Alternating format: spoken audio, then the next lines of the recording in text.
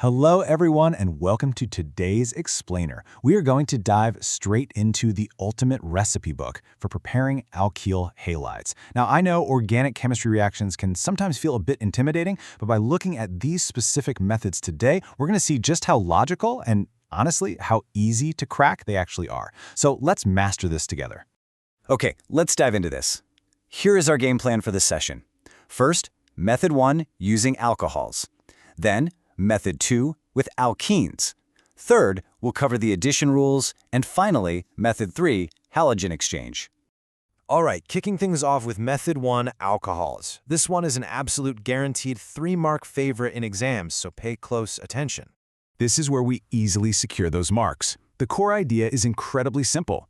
We literally just want to remove the OH group from an alcohol and slap a chlorine atom in its place. And we have 4 main chemical tools, or reagents, to do this.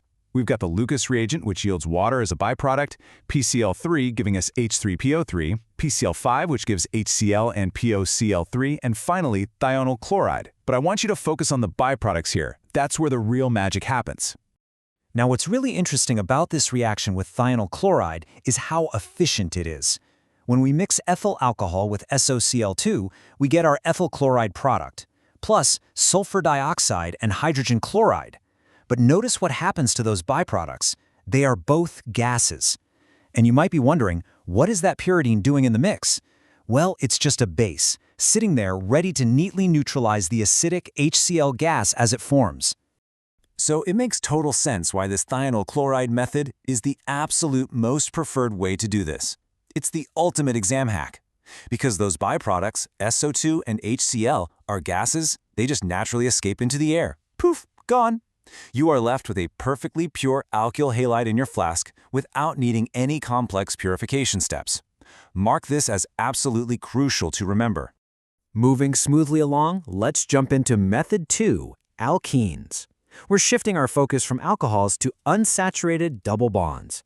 Let's start easy with a symmetrical addition. Take ethene, for example. CH2 double bond CH2. If you were to slice that molecule right down the middle, it's a perfect mirror image, right? Completely symmetrical. So adding hydrogen bromide is completely stress-free.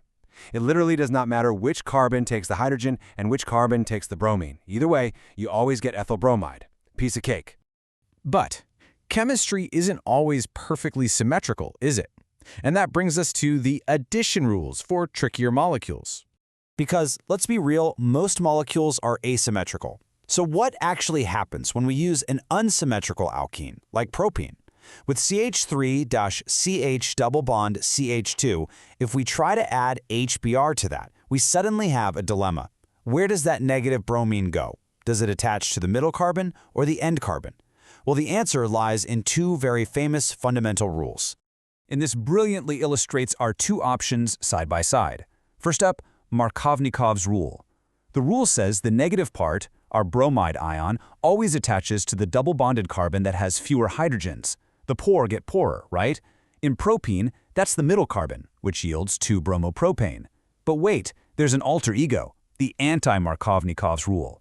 This does the exact opposite. The negative part goes to the carbon with more hydrogens, jumping on the end carbon to give us 1-bromopropane. Now you're probably asking, how on earth do I know which rule to use on a test? It all comes down to the Karash-Mile effect, commonly known as the peroxide effect. Here is the golden secret. If you see the word peroxide written on the reaction arrow, boom, it forces the anti-Markovnikov rule. No peroxide, you just default back to Markovnikov. Always, always check that reaction arrow. Let's move along and see how this builds into our final pathway. Method 3, halogen exchange.